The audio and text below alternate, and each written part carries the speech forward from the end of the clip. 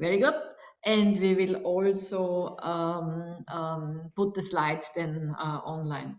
But just for the Earth Overshoot Day, this is the day where we have altogether used up all the resources for the year. And it's a bit worrying. The Earth Overshoot Day for the whole globe was the 2nd of August, which is just, not even 2/3 of the year. But which is more worrying is in Austria, it was already the 6th of April, which means after 1/4 of the year, we have used up all the resources. Now, of course, with one lecture, we will not change the world. But what we want to do and what we want to provide with this public lecture is that I responsibility as computer scientists, that we might be the problem, but we hopefully are also the solution, at least partly the solution to more energy efficiency on the one hand, which you can say this is something like sustainable computer science, but at the same time to provide with our algorithms, with our background, solutions for pressing problems like waste management, like forecasting, better forecasting, and thus saving energy, or forecasting for disasters. So, which is also called computational sustainability. And this both sides of the coin, we want to have a look in this public lecture series. Secondly, what is really very kind of exciting is that it's the first lecture series of its kind where all the different computer science departments, faculties, institutes in Austria work together. Now you might say Austria is not as large, but even we are 8 different locations which have put together their heads to really build up this public lecture series. It's every Monday at like to ask late, Yes, okay. I will then talk something about enrollment for students. It's every Monday at 5 p.m. and it will be recorded, as we already have seen before, and you will have the video slides available on the website of the public lecture series at TU Wien Informatics. For the students at the different locations, you have kind of to ask the responsible person at the different location how to get how to enroll and how to get your certificates. Concerning the students at TU Wien, yes, it will be possible to do a late enrollment after, until end of the week. We will kind of reopen the enrollment at TIS, and you can do it until end of this week.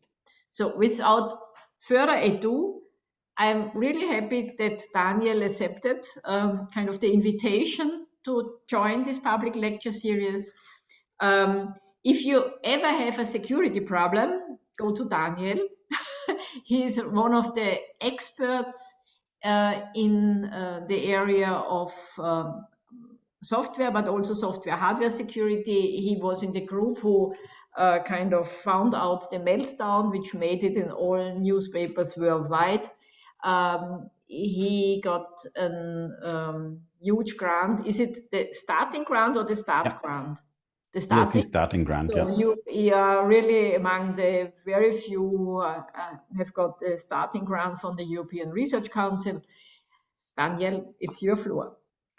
Thank you. All right.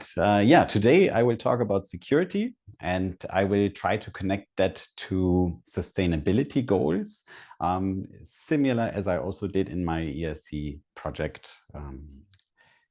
This is research that will go on for the next few years. The last few talks that I gave in this direction were kind of similar. They are the story that I think will shape how security and the security community will evolve in the next years to become sustainable.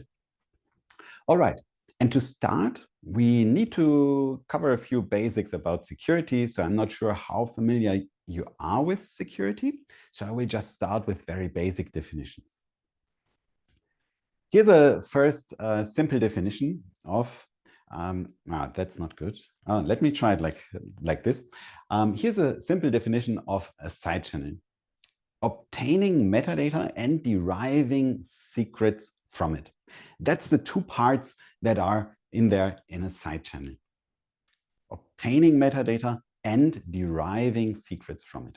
So if you would have something like you would profile the cache utilization with performance counters, that's not a side channel yet.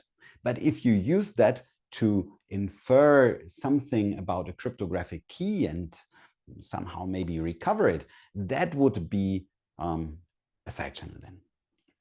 Similar, if you use the flush instruction in the processor and the reload instruction to kick out something from the processor cache and reload it from the memory, that would also not be a side channel, but it becomes a side channel as soon as you use that to infer, for instance, keystroke timings.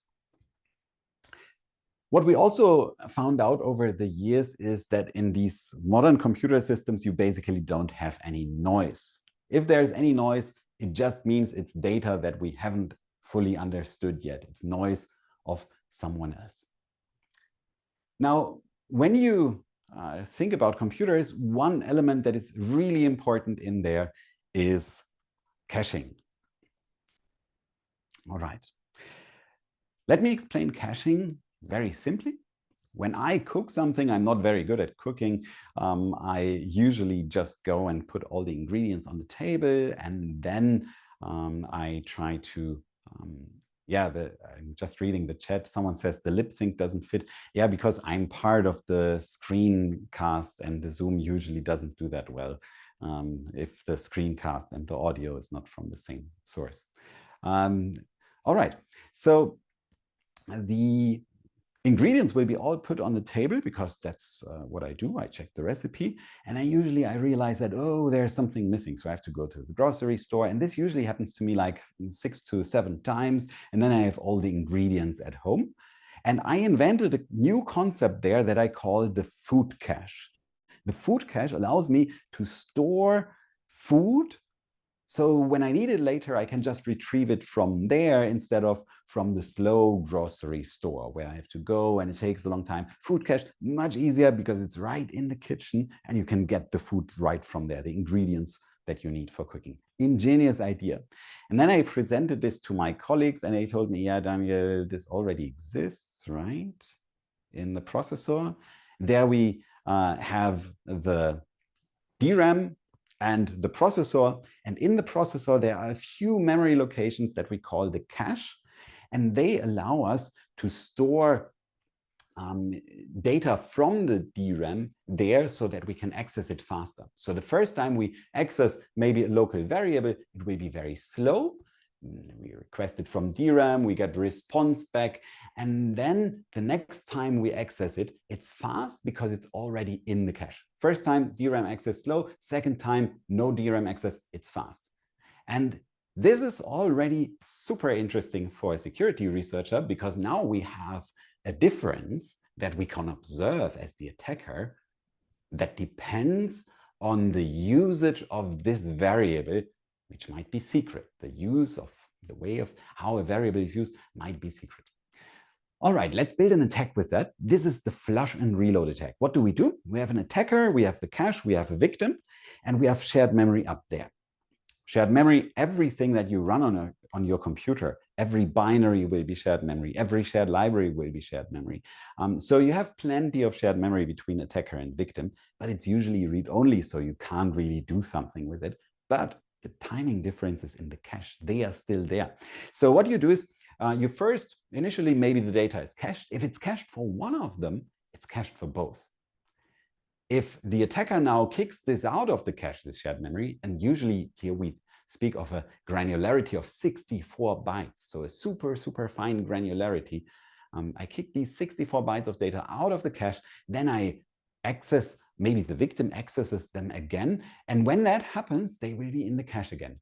Now the attacker knows, oh, I just kicked it out of the cache, so when I would re-access that, I would expect it to be slow. But if it's fast, I learned something. Then I learned that the victim accessed this memory location. All right, so let's check out what happens next. The attacker accesses this and sees, well, if it was fast, the victim accessed the data, otherwise it will be slow. And this could already be secret information that we obtain here. All right, let me just quickly skip a few slides that we don't need to cover because they would go too far into the technical details. The next thing that I want to show you is what a histogram looks like for such an attack. We can see here a log scale histogram, and you can see that basically all the cache hits are here. And somehow did my screen share just end? No, it's still there. Just the window disappeared. That was a bit confusing. So the number of accesses here, this is basically all of it because this is log scale. So here is just a bit of noise, right? You can see that, just a bit of noise. Cache misses, on the other hand, they are all on this side. There's not a single cache miss, as you can see, below this range here. So that means that we can easily distinguish that even if we never attended the statistics class, we can still put a threshold here, and that's super easy. So we can distinguish those two cases. Super nice.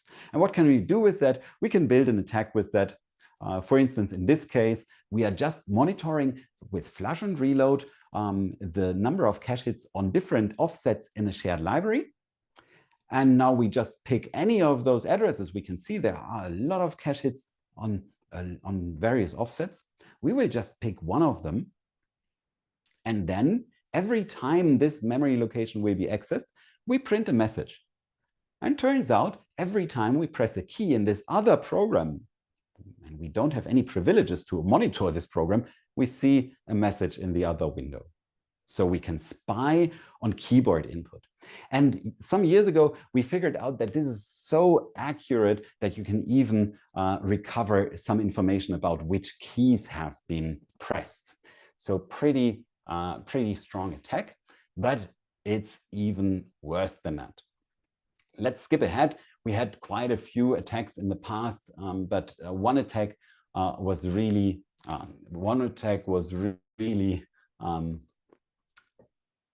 big in the media, and that was the Meltdown attack.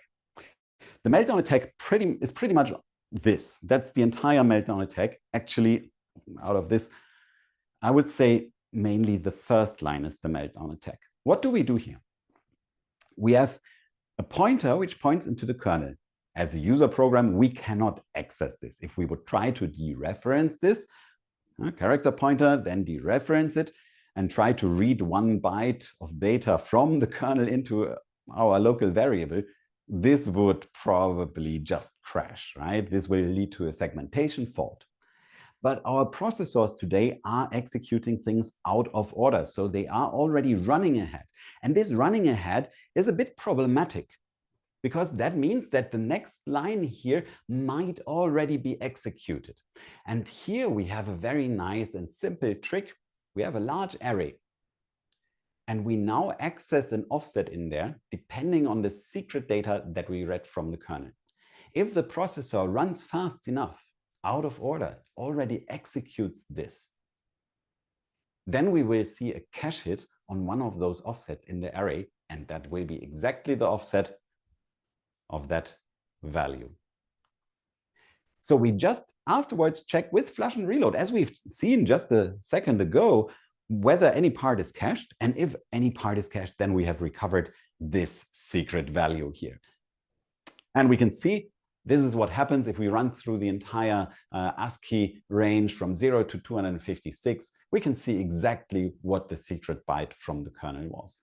The index reveals the data, and the permission check apparently is not fast enough. And we have some demos there. This, for instance, would be on a Samsung phone where we used Meltdown to leak information. Also something that most people completely overlooked, that it was not just Intel processors, but a bunch of different CPUs that were affected. But this was just Meltdown. There was also a another attack. Yeah, I can also show you some more demos. I have 2 more demos here. This one was also a very nice one. We just provide a physical address here. We can read this physical address within the kernel, and now also from user space, because with Meltdown we can access any kernel address. So there is no isolation between anything in the system anymore. Just read every password that a user types. Or in this case, yeah, this demo is a bit longer. I will not show it. Because in this demo, we will attack VeraCrypt and then decrypt the mounted volume just by leaking the information from the kernel. So Meltdown, pretty bad. Fortunately, we already knew how to mitigate it before we even discovered the attack, and that was the Kaiser patch. And Kaiser patch, there's of course some acronym for that. Yeah, whatever. Also, we thought it's a strong big penguin, right? So it makes Linux stronger, and it works pretty much like this. Before we had this is a regular address space and a regular operating system. We have user memory and kernel memory in one address space. With Kaiser, we split this up, and now you have separate user memory where the kernel is not mapped, and in the kernel you protect the user space part with SMAP and SMEP, so there is no interference between those. However, we already knew in 2016-17 that this has a high overhead. All this switching of address spaces will increase the or will decrease the performance by roughly 5%. That's what we estimated, and probably this estimate is good enough. We got this confirmed by several benchmarks later on when KPTI was deployed on Linux, and we also made similar observations on Windows and on macOS. This is pretty expensive, 5%. But it was not the only vulnerability, right? This is just a single vulnerability, 5% overhead on all the operating systems. Great. 5% of overhead on computation time also means more energy consumption, because we don't compute less just because our computers are slower. That means we need more electricity to compensate the computers being slower, especially in the cloud, where you just scale up depending on how much compute power you have and how much compute power you need. Another vulnerability that was discovered at the same time, that was Spectre. And Spectre, I have a very simple explanation there, and it's related to pizza, because we always had this pizza place where we got pizza from back in the days, and it was super nice. We went there for lunch, and we called there and said, like, yeah, we would like to book a table. And they always knew already what we were getting, because a lot of us just always got the Diavolo pizza, because it was just so great and people loved it. And when we called there, we were like, okay, yeah, here's to Graz, we would like to have a table for 6, please. And they are like, yeah, no idea what they exactly will get today, but very likely it will be at least 3 Diavolo pizzas. So what did they do? We always saw that the Diavolo pizzas always arrived first, sometimes just 5 minutes after we were sitting down. They can't possibly have prepared the pizza and put it in the oven in that time. So what did they do? When we called them, they already knew what was happening, and they speculatively cooked this pizza. So you could, of course, exploit that to figure out the secret to our success, the Diavolo pizza, of course. You could call there and say, oh, here's the Graz, table for 6, please. And of course, they wouldn't recognize that it's not me, but you, right? And then the pizza cook would prepare the pizza and it's ready, and you arrive there and you, of course, don't look like us, right? And then the pizza cook would say, well, I will throw the pizza away because I'm privacy conscious, and I will not hand you out this pizza that was for the others. But the smell still lingers in the air, right? And this is exactly how Spectre works. So here's a simple example. Spectre, we can see this here with the index up here. We have some data. This data should be available for access, and this part is secret. And we protect this with a nice bounce check. Right? This is best practice. And in this case, there are some area accesses. In this case, there's nothing, right? But now if you try to access this a few times through the interface and the processor will speculate this direction every time. By the time you reach the higher index, the processor will be totally convinced that you are nice and always just do nice stuff and don't violate the bounds check, and will happily speculate this direction and perform the memory access. And this will be a memory access here. And we can see this again in the cache. Same game as before. And this is Spectre. All right. Yeah, let me maybe again check. We will again skip a bit ahead. There's more vulnerabilities that I want to share with you. One vulnerability that I want to briefly share with you is Rowhammer. In Rowhammer, this is a screenshot from 2015 where I worked on that. And Rowhammer allows you to access two locations in memory. And the screenshot before that you just saw was in JavaScript. So we did this from JavaScript. So you access two memory locations really, really fast. And because physically there are capacitors inside the DRAM that need to store the charge to store a 1 or a 0, right? And they, over time, they lose their charge. And not just over time, but also upon proximate accesses, you also drain charge from the cells faster. And that's the so-called Rowhammer effect. And this is what we do here. We access those locations many times, and we see bit flips in the middle in a location which we don't even have access permissions to. And there are different variants. You can Rowhammer like this, and you will see bit flips somewhere. You can Rowhammer like this, and there will be bit flips somewhere. Yeah, and you can also hammer like this, and there will be bit flips somewhere.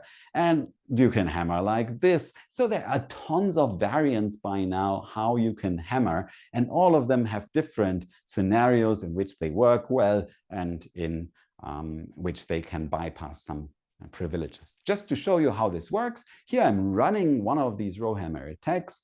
I'm just hammering some random offsets, and then I'm scanning the entire memory, and I'll check where I see bit flips. And you can see, yeah, you can see there are tons of bit flips here just after a few seconds. Pretty bad. What can you do with this? For instance, think about the sudo program. The sudo program somewhere checks your password and will then use jump equal to jump to the location when you authenticated successfully. But now if you have a bit flip in jump equal, this changes the behavior, and some of these are clearly exploitable. For instance, this one. If you try to authenticate and type in the wrong password, you're authenticated. If you type in the right password, you're not authenticated. Great. But there's more than Rowhammer. It's even worse. The state of security is pretty bad. And another vulnerability that I want to share with you is Plundervolt. In Plundervolt, we will take a look at this simple code snippet here for a start. And you can see that this is an endless loop, right? We have here correct and var. Var equals correct, right? Because we do 2 times the same thing. And in there, we just recompute var, exactly the same as above. So this should be an endless loop. Let's run this. And we can see this here. Okay, we run this. Okay, I will just skip a bit ahead in this demo here. We will undervolt the processor. So we reduce the voltage of the processor now to a range where it's not entirely stable anymore, but also stable enough to run, right? And we can see now if we do this a bit, minus 250 millivolts, 254, 55, then still fine. And now we have a bit flip. Oh, that's unfortunate. But wait a second. So you can see here, there are some bit flips, but we are undervolting from 0.774 volts to 0.576 volts until an error occurs. Let's take a look at this curve. If you take a look at this curve, there's a huge margin that we are not using. This is just there for security, right? Because here is where the exploitable faults occur. This is still fine. And this is just margin for security. We are wasting a lot of energy. And if you think about that, if we think about the energy consumption of integrated circuits, then you will see that the voltage goes quadratically into the equation which computes the power consumption, the energy consumption of an integrated circuit. And this means we can save a lot here. Not just 10%, but probably a lot more than 10%. All right, let's see why this could matter, right? Before we just had this while loop. Yeah, who cares about while loops? But this also works with an AES encryption, right? I will not show the full demo now because I still have a lot of other stuff to talk about. But you can again here fault this and then recover the entire cryptographic key. All right. Yeah, and this is what we called Plundervolt. And this was another attack. So I've shown you quite a few attacks.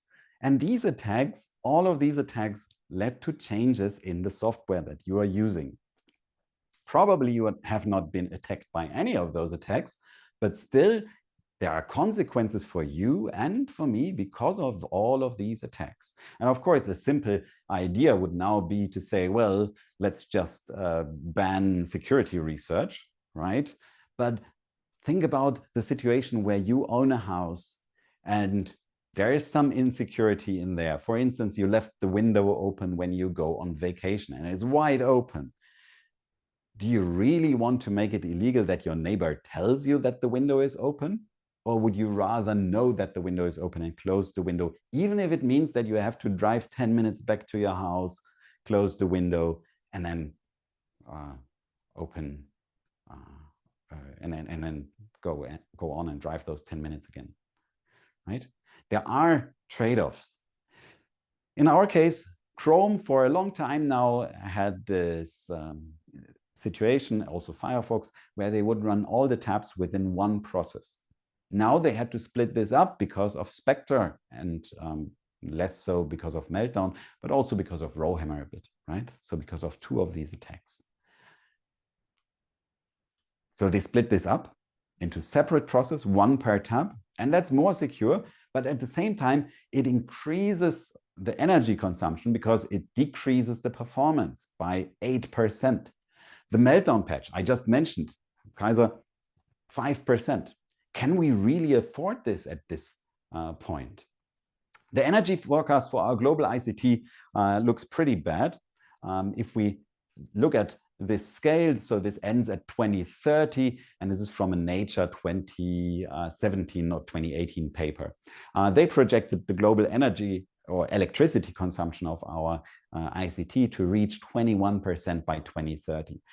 More pessimistic guesses are at maybe 25%, also taking the recent developments into account with AI, with use of weird crypto schemes that burn a lot of electricity.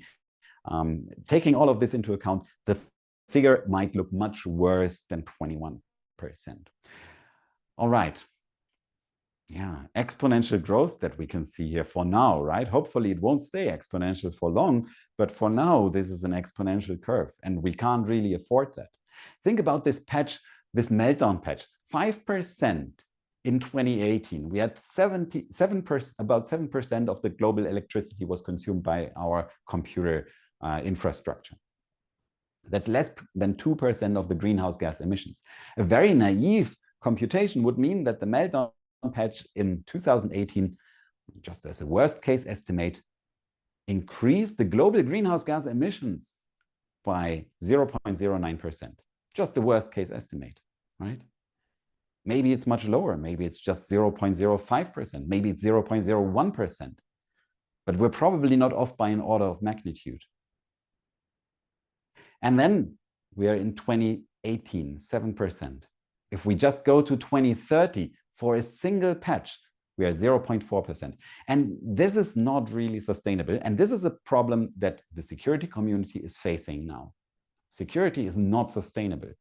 And we don't have a solution for that. We need more and more and more patches. So the question is, what can we do? What is the alternative? Well, there are alternatives to security, right? We can just abandon security and tell everyone, well, uninstall all those updates, disable all the security features, stop all of it.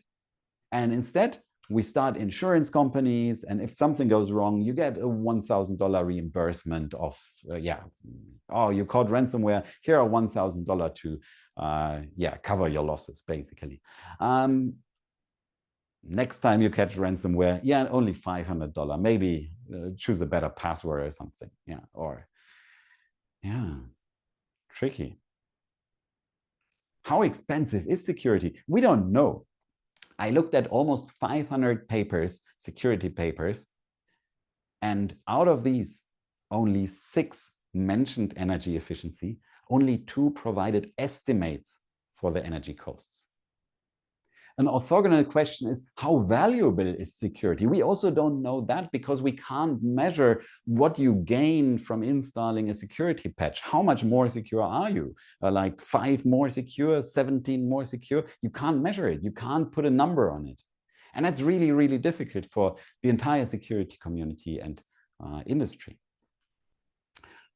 Yeah. And then if you talk to people from the security community, people are like, yeah, but why us? Shouldn't others go first? Like all these people that invest a lot of GPU hours. Yeah. Shouldn't they go first? Why should we go first? Also, a good question in the chat. What is the cost of not having security? We don't know that either, right? We don't know any of this. So if you talk to security researchers, they will similarly ask, similar as in the chat, like, yeah, but not having security is not an option. So we will always take security. But then if you talk to people outside of the security community, especially not even who haven't heard about computer security at all, they will say, well, what do I care about security, right? People want functionality. If they can have functionality, they will always pick functionality. And then we, of course, have Moore's Law. In the past, Moore's Law has always saved us. So we could afford more functionality, more security, more of everything, and still don't consume more energy for all of this. But actually, we still consume more energy, but it wouldn't be much worse without Moore's Law. So fortunately, Moore's Law is there to save the day. Unfortunately, however, Moore's Law is pretty dead, right? The end of Moore's Law is very near, yes. And this brings me to the part where we turn around things. So I had this idea, and this started in 2018 when I received an email just very soon after the Meltdown and Spectre disclosure, where someone was asking me, yeah, Daniel, don't you feel guilty about increasing global greenhouse gas emissions this much? And back then I haven't thought about it because I was a security researcher and I was like, why would I care? I mean, I'm just the messenger, right? Don't shoot the messenger. I'm not to blame for the increase in energy costs, for the higher emissions. I'm not to blame, right?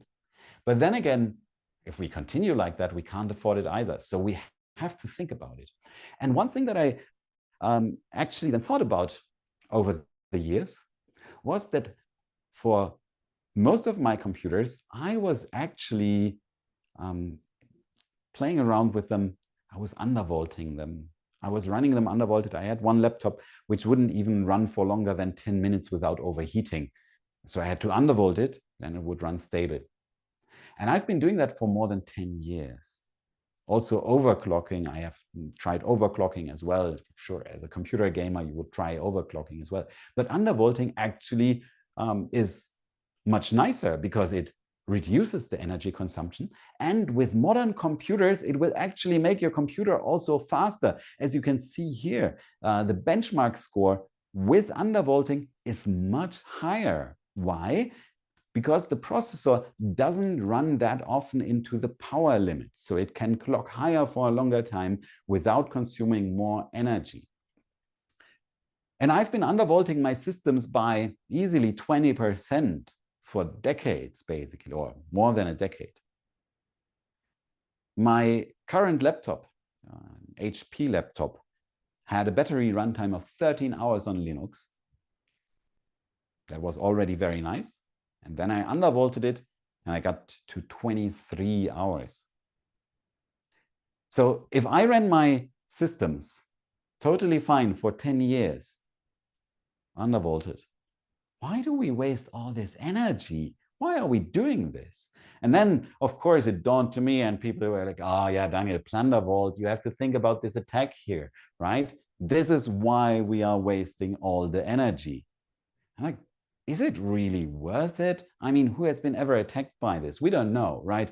But probably no one, because Plundervolt attacks Intel SGX, and no one has ever heard of Intel SGX outside of the security community, and people also don't really use it. Right. Other problems like Rowhammer, they are pretty old. Why haven't we solved them already? This is like 2014. This is 8 years ago. Why haven't we solved this? And then people are like, well, Daniel, we have solved that. We have ECC codes, ECC memory, right? Error correcting codes in DRAM. And there, for DDR4, you can correct 1 bit in 64 bits. 64 bits, 1 bit is broken, you can stay corrected. DDR5, even better, 1 bit in 32 bits. But this also means overhead. In DDR4, you have 12.5% of memory overhead just for this very small safety feature.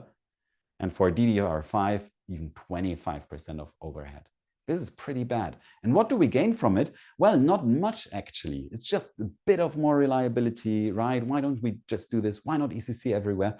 What incentives does it create if we do that? On the other side of this game is an engineer who only gets promoted if they bring up the performance or the battery lifetime of the device or anything, but not security, because security, you can't measure it. So what happens? We assume what is still reliable, like refreshing X times per second for Rowhammer, sure, or normal usage, there's no adversary. Yeah, we can assume that. And then we optimize it, and then we realize, yeah, we could do a bit more, right? We could squeeze out a bit more performance or a bit more efficiency now with the ECC codes in there, which is in general great, right? And Apple did that. Apple did that. They just said, well, we do a bit more. We have ECC memory now. Why shouldn't we squeeze out the absolute limit? And then, oh no, a new Rowhammer attack. Apple did that, fewer bit flips, more security. And then they said, well, let's squeeze out the last bit of efficiency for battery runtime until just before bit flips occur. And we're back to the start. So it's an optimization problem. And we need to solve this optimization problem. So we have the problem that safe or reliable changes over time, because we are now living in a time where the adversary is always there and it's always intelligent. The time where safety was enough because the system was isolated and no one could attack it, these are over. You always have an attacker in the system now. And that also means the thing that you might have learned in your studies, security versus reliability. You first have reliability at the bottom, and then functionality on top, and then security at the very top of the pyramid. This is nonsense. There is no reliability without security, because you always have an adversary. And then people tell me, oh no, Daniel, you are not allowed to do that. That's against the rules. No, but if it's against the rules, why don't we turn around the entire game? I want to use security for efficiency. And then people, I proposed that, and people were like, Daniel, do you really think you like replacing these ECC codes? I proposed this to vendors, and they initially were like, yeah, Daniel, do you really expect that you can do something better than our engineers have done in the past few decades? And if anyone ever tells that to you, please go on in that direction and question that, because very likely it means that no one has thought about this problem really hard for a long time, and no one has taken more recent developments into account. Now, what we can do here, and this is a solution that we presented this year at the IEEE Security and Privacy Conference. We will try to make bit flips just degrade the performance without impacting the security. And we replace these stupid ECC codes that we had there for decades with more recent technology, a cryptographic MAC. We have lightweight cryptography today. This can really make sure that every error is detected. And then people tell me, yeah, Daniel, but yeah, of course, yeah, you can detect any number of bit flips, sure, but you can't correct. And I'm like, sure, but my most stupid idea how to solve your challenge is I will just do a brute force search to correct the data. And then they are like, yeah, but this is super inefficient. And I'm like, no, we actually looked at that. And for a single bit error, I mean, you only have to search through a few bits. The search space is really small. And on average, we take just a few nanoseconds. That's totally fine. That's in the same range as ECC solutions, if you take the reporting into account. And then we can also do more than ECC. Like ECC is dead at this point already. ECC can only do the first row. ECC is dead here, and we can just continue. And I mean, what do you prefer? A system that is dead here or a system that is stuck for 12 seconds? I would take the system that is stuck for 12 seconds, but for sure doesn't continue with an incorrect value or hangs completely, right? Yeah, so this is our solution. This is what we propose. And with that, we get silent data corruption less than once in 10 to the 9 billion years. Also, other security properties, pretty good. We also had a trailer for that. And yeah, maybe I will switch to this slide. So what do we change now? Before this approach, we were always trying to think like computer scientists in an absolutely binary way, when the world that we have down there is not binary. Whether Rowhammer works or not depends on the physical conditions in the RAM. Whether your RAM tells you it's a 1 or a 0 depends on the charge that is stored there and how much was drained from it. So this is not really a binary thing. And just adding ECC codes doesn't really help you much. So what we can do, I will just try to draw that here quickly. Let me try whether this works. Presenter view. Do I have this somewhere? No, I don't have this, unfortunately. I wanted to just draw this curve. I will just explain it then instead. Okay. What you can imagine is a curve like this, which starts very much at the bottom here, and it goes linearly up and then just breaks off. This is the curve that we have in our modern computers. You can scale up the performance from 0% to 100% where the system is sold. You can scale it a bit further and you get linearly more performance out of it if you scale up the gigahertz that you run it with, or if you bring down the voltage also. Similarly, it will scale up in some way. But at some point, it just falls off, breaks off, because the system gets insecure, unstable. You cannot use it anymore. This is something that we don't have in other engineering domains. And this is something that we need to adopt. We need to make sure that when something goes wrong, we know how to recover. It just takes more time. And with this, stop this curve from breaking off, but make it continuous, right? It will be a bit below the other curve, but it will be continuous, and we will find an optimum where we get the best performance out of this. What can we do when we do this? Well, right now, everyone is afraid of this point where the system gets unstable or insecure. So we are wasting this 40% of energy to stay away from this point. But if we could eliminate the consequences, the dangers of that with security, we could optimize this much further up the curve and could exploit these 40% of margin and use this to make systems more efficient, and either use that to reduce the energy consumption by letting every system consume less, or by distributing the workloads in the cloud, for instance, and using fewer computers.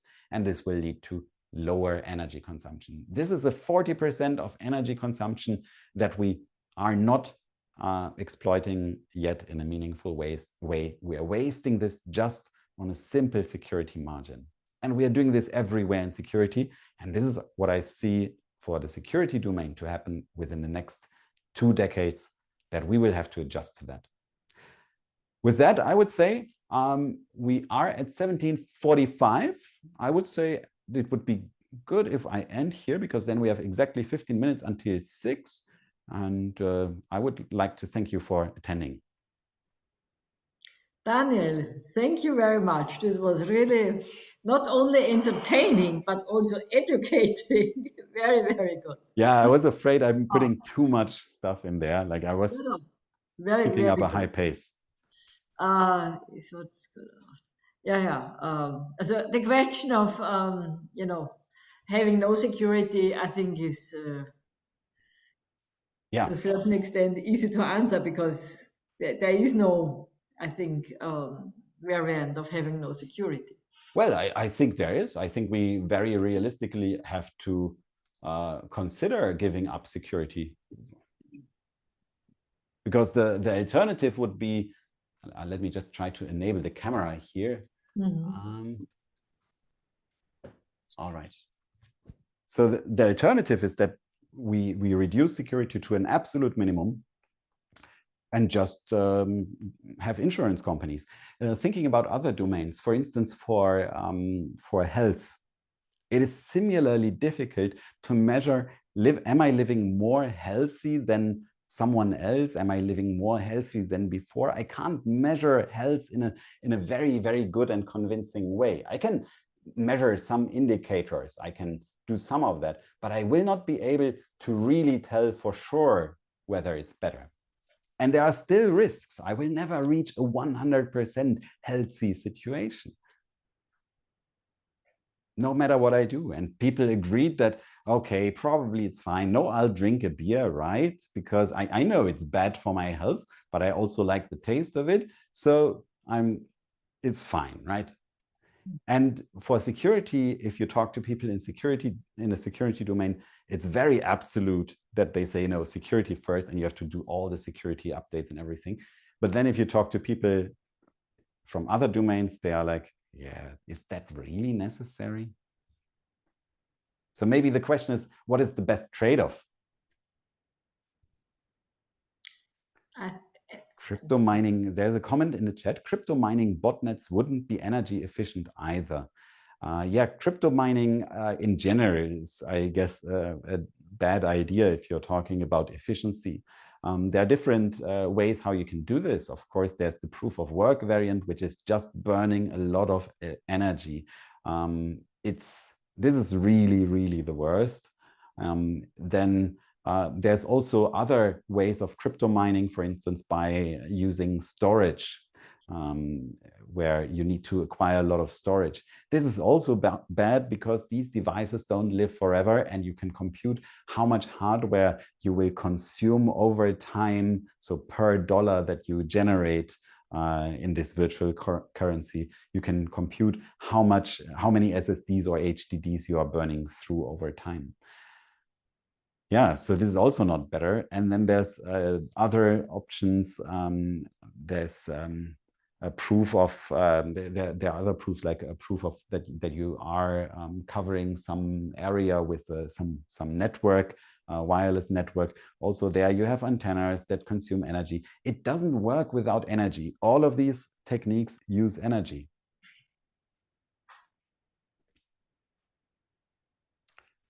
Yeah, more than the increased cost of security, the bigger issue seems our ever-increasing use and reliance on technology. Can we do something from the security field to help with that? Could it be that we are creating a rebound effect by allowing for that increased reliance on tech through enabling its secure deployment? People will deploy technology whether it's secure or not. I think that's what we know from the past. I think, so from my perspective, what we as the security community need to do is we need to make sure that we understand safety in a better way than we have in the past, that we figure out which margins are there and not really used in a clever way with up-to-date techniques, and where we could use this to increase efficiency. We will not be able to make people use less technology. This is probably not where security is the driving force. Yeah. Next comment is, you made me really curious about undervolting my computer. Do you use Ubuntu by occasion and can provide a package for it? So on Windows, you can use different programs for that. I would have to check what the name is. On Linux, actually, I know the package. You can just install it with Python pip, just sudo pip install Undervolt, and then you have it. And then you have to figure out which undervolting level is fine for you. Yeah. All right. I don't think that insurance companies could ever be sufficiently financed to pay for all the incidents that would occur if we give up on security there. If we give up on security, there will also be lots of insurance frauds exploiting those companies. Yeah, I guess, but the question is always how much you can do. Like, I'm pretty sure that we could find a financing model that would work. For instance, if you reduce the reimbursement that you get, so the money that you get from the insurance company with every incident, then you would also reduce quite a lot of how much people can get out of it. And sure, with healthcare insurance, insurance companies work by the idea that most people pay in more than they need, right? You pay in all the time during the years where you are healthy and fine. Sometimes some people need some money out of that, but most people don't. Most people only get a little bit of money out of that, much less than they pay in. Yeah, how much of the global energy consumption is caused by ICT? Is it really 20%? A quick Google search said 5%. 5% doesn't sound very much up to date. Well, it's global energy consumption. This is more tricky. I only have, so 2018, we have global electricity consumption was 7%, global greenhouse gas emissions was 2%. But global greenhouse gas emissions doesn't cover entire energy consumption, and also electricity isn't the entire energy consumption. So I don't have this exact number, and it will reach 21% of global electricity consumption by 2030, not global energy consumption. But given the shift for other domains, for instance, for heating and cooling of buildings towards electricity, also the various industries switching to electricity instead of fossil fuel, this probably is taken into account there in this study this appeared in Nature in 2018. And probably I would say this is taken into account there. The computer industry is just increasing with a dramatic speed, the electricity consumption.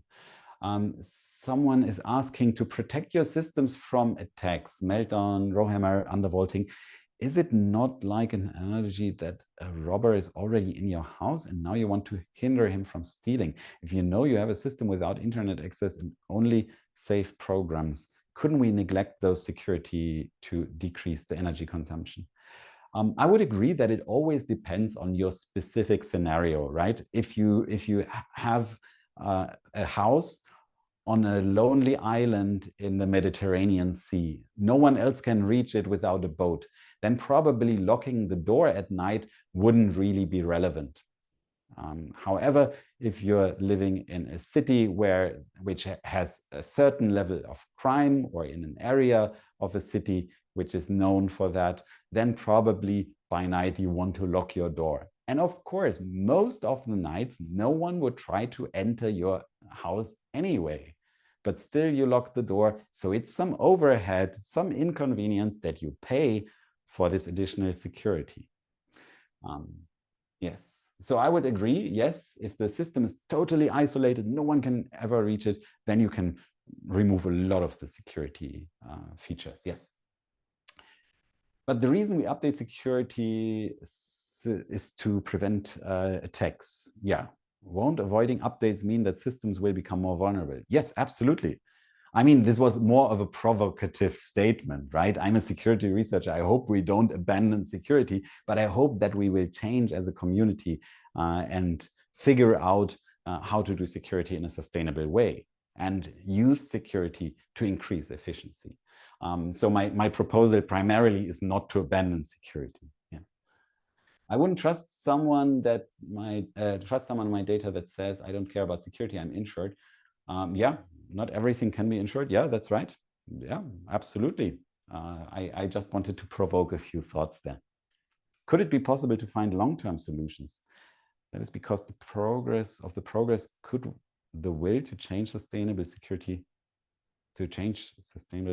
makes more difficult. So the security community exists already since the 1980s, and people don't really care about efficiency there at all. So yes, it will take a few years until people pick up the idea that efficiency and sustainability is relevant in the security domain as well. And maybe one last question, if we have time for that. Yeah. Could we try to optimize company investment into security and use the resulting profit for the development of more sustainable security methods? I think this is already happening. There are some companies now more interested in this, and they are investing into research of sustainable security. But this is still a total niche, right? Because a lot of people in security still absolutely do not care about that. All right. Do we have more time, or what is the situation? You know, but 3 minutes more, so perhaps the right. last one is a technical question, if you take this. What is your point on the impact of lattice-based crypto? Keys are larger, more energy is consumed for the next gen of crypto suits. I am not sure that lattice-based crypto in per se consumes more energy. I haven't looked into that. I know that there is a lot of lightweight cryptographic schemes that came up in the last 10 to 15 years that consume much less energy and provide security guarantees that are comparable to what we had before. For instance, comparable security guarantees to standard algorithms like the AES. Of course, the AES is much more trusted, but also the AES is pretty efficient. If you think about it, we have this in hardware. It's a pretty efficient algorithm. But with lightweight crypto, they can by now do a lot more. They can make this a lot more efficient than the AES. Yeah.